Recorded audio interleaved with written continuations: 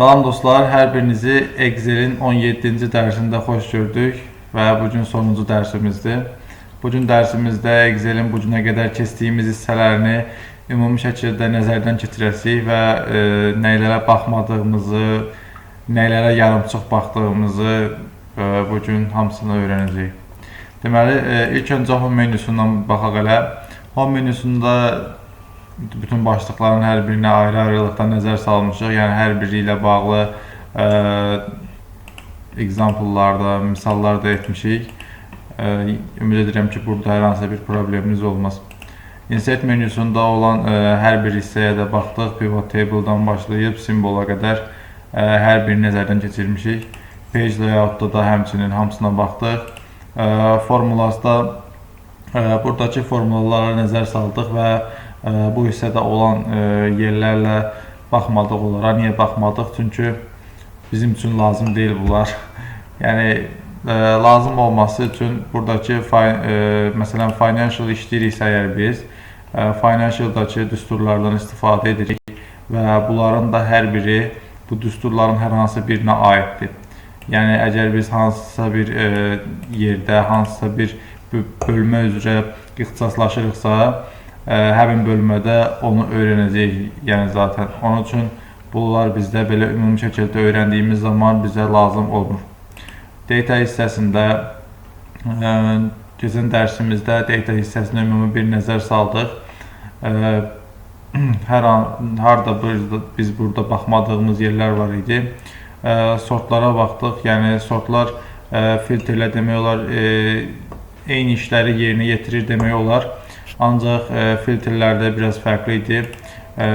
Burada seçilmiş hissə data olmadığı üçün filtrlər işləmədi. Filtrlərdə necə işləyir? Elə qurduğumuz buradakı cədvəllə baxaq, məsələn, filtrlərə.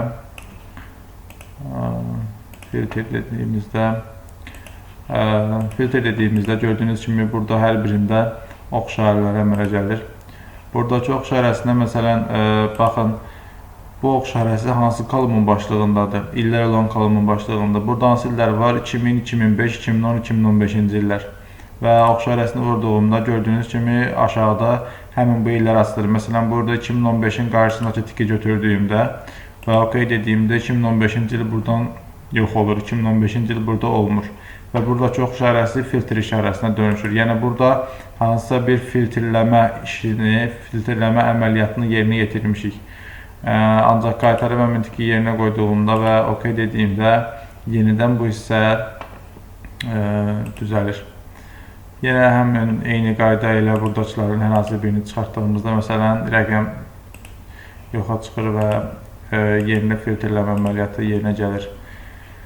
Geri qaytardıq. Data hissəsində filtrlər belə, sortlar da elə onlarla eyni funksiyanı demək olar ki, yerinə yetirir. Filtrləri qaldırdıq, sort dedik. Sort hissəsindən gördüyünüz kimi bu hissələri seçə bilərsiniz. Məsələn, milli çevirə görə sortlamaq istəyirəm. Valuesları values olaraq qalsın. Smallest to largest deyək, məsələn. Yəni, balacadan böyüyə doğru hamısını sıralamış oldu burada rəqəmlərinin yerində. Belə bu işə yaradır sortlar. Sortlar sadəcə rəqəmləri balacadan böyüyə düzmək üçün yox, həm də hərfləri əlifba sırası üzrə balacadan, yəni ilk əvvəl gələni, sonra gələnin önünə qoymaqla yerləşdirir. Yəni, hansı birinci gəlirsə, onları daha tez yerləşdirməklə düzəlir. Məsələn, cədvəllərdəki siz sözlərin yerini düzəlişdirmək, buradan biraz belə etməklə daha yaxşı görüntü əldə edə bilərsiniz. Başqa data hissəsində nələr qaldı? Data validation hissəsinə biz baxmışdıq. Nə işə yaradığına baxmışdıq. Data validation dediyimizdə və biz burada list seçmişdik. Ancaq indi bizdə list olmadığı üçün təbii ki, yer olmayacaq. Ancaq buradan hər hansı bir başqa, məsələn, data dediyimizdə və OK dediyimizdə burada start data və end data-nı daxil etdiyimizdə, məsələn, start data-nı daxil edək. Biri 10-cu ay 2015 olsun məsələn. End date olsun 3-ü 10-cu ay 2015 və OK dediyimizdə you enter the start data is invalid. Yəni bu hissə düzgün gəlmir. Not between equal to dediyimizdə, məsələn clear all dediyimizdə, yenidən OK dediyimizdə bu hissəyə datanı tətbiq eləmiş olduq. Başqa hissələr review var. Reviewda görməklə bağlı olanlar hissələr var. Spelling. Spelling burada olan məsələn not in dictionary şəhərlərim var. Ignore once dediyimizdə bu hissəyə uyğun olan, yəni əhaliyə uyğun olan sözləri buradan çıxartdı və bizə göstərdi. Növbəti isə Trazurus nəsə belə bir şey sözdür. Mən də bilmirəm.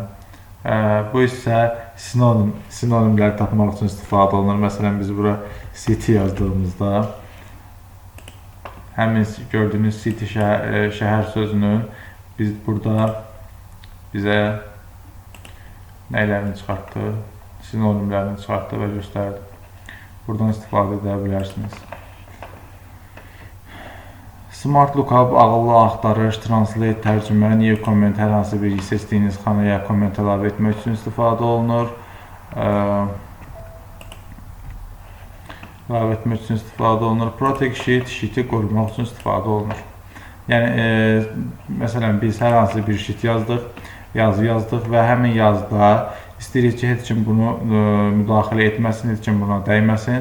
Bunun üçün protect sheet dedik və bura hər hansı bir kod yazdıq. Məsələn, OK dediyimizdə 2 dəfə kodu daxil edirik və OK dediyimizdə baxın yazmaq istəyirəm. Hər hansı bir şey yazmaq istəyirəm, ancaq imkan vermir, yəni yazmağa icazə vermir. The cell all chart you are trying to change is on a protect sheet. To make a change on protect sheet, you might be requested to enter a password. Yəni, bizim yazı daxil etmək istədiyimiz sheet qorunan formadadır. Yəni, biz buraya daxil edə bilmərik. Onu deyir. Əgər nəsə əlavə etmək istəyiriksə, sheet'i unprotect etməliyik. Unprotect etməkdən ötərisə biz kodu bilməliyik. Yəni, kodu yazdığımızda və enter bastığımızda yenidən bura istədiyimiz şey yaza bilərik. Yəni, sheetdə açılır. View hissəsində isə baxmışdıq view hissəsinə. View hissəsində normal görünüşlər var. Bura keçək. Normal görünüşlər var. Page break, yəni səhifələrin hamısını belə birlikdə göstərmək üçün istifadə olunur. Birlikdə deməyərdim. Yazıların yazılmış versiyaları burada yoxa çıxır. Bu formada göstərir. Normal page layout nə işə yarayır? Excel sheetimizi, çalışmamızı printerdən çıxartdığımız zaman hansı formatda çıxırsa, yəni haralarını çıxacaqsa, onları göstərmək üçün istifadə olunur. Header buradan əlavə edə bilərsiniz, hər hansı bir şey yaza bilərsiniz, yəni başlıq yaza bilərsiniz. Sonra isə Excel'in işinizi gördükdən sonra digər səhifələrə keçə bilərsiniz. Məsələn, burada bu hissəyə gəldiyimizdə burada design hissəsi açılır. Header, yəni başlıqların əlavə edilməsi, footer sonluqların əlavə edilməsi, page number səhifələrin nömrələnməsi, number of page, yəni neçə dənə səhifə var, current date, indiki, məsələn, bura biz indiki vaxtı əlavə etmək istəyirik. Buradan əlavə edə bilərik. Məsələn, bura indiki saatı əlavə etmək istəyirik. Buradan əlavə edə bilərik. Gördüyünüz kimi, yəni saat əlavə etdi, bura tarix əlavə etdi. Məsələn, mən burada istəyirəm ki, səhifəni nömrələsin. Gördüyünüz kimi, yəni heç bir nömrə qoymalı burada. Birinci səhifə olduğu üçün, başlıq olduğu üçün bu vəziyyətdə saxladım. Design hissəsində sheet name, sheetin adını adlandırmaq, şəkil əlavə etmək kimi hissələr var. Bunlardan da bu qədər. Zoom yaxınlaşdırmaq, Makroslar nə işə yarayır? Makroslar deyərdim ki, artıq bunlar Excel-də bizim eləyə bilmədiyimiz şeyləri eləmək üçün istifadə olunur. Yəni məsələn, sizin gördüyünüz işlərdən makroslardan əlbəttə ki, istifadə olunmur. Makroslardan harda istifadə olunur? Hər hansı bir bankda məsələn artıq o Excel-in gördüyü işlər onlara yetmir, yəni onlara bəs eləmir. Bunun üçün onlar Excel-də daha güclü hissələr yazmalıdırlar, güclü yazılar yazmalıdırlar. Bunun üçün onlar makroslardan istifadə edirlər və bir növ Excel-i təzədən özləri üçün, özlərini necə sərf edirsə o formada düzəltməyə çalışırlar. Yəni məsələn, hətta Excel-dən səhvlər verən tapa bilərlər, yəni onlar. Çünki onlar Excel-in bütün şanslarını zorluyurlar, belə deyək. Burada makroslarda yer seçdiyimizdə və create dediyimizdə makrosun name deyək.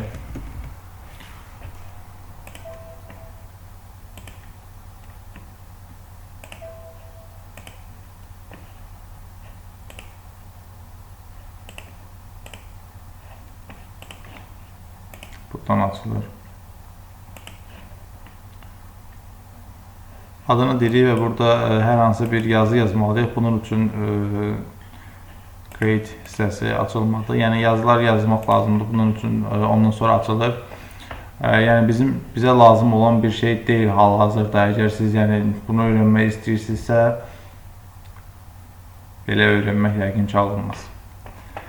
Excel dərslərimizdən bu qədər dostlar. Ümidvaram ki bəyəndiniz. Əgər videonu bəyəndiysəniz, bəyənməyi və mümkünsə paylaşmağı unutmayın.